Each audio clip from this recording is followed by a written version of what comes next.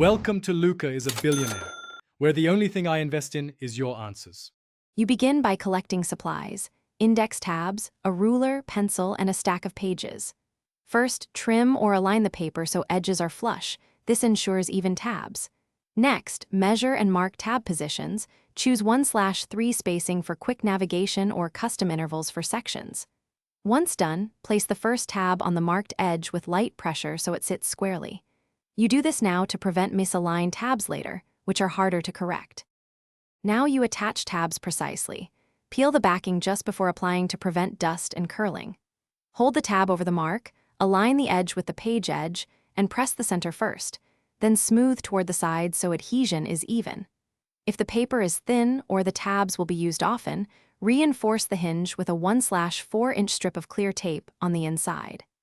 Make sure to line up successive tabs consistently to maintain a clean, professional look.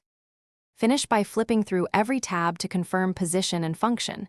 Trim any overhang so tabs don't catch. If a tab is misaligned, lift it gently from the hinge and reapply.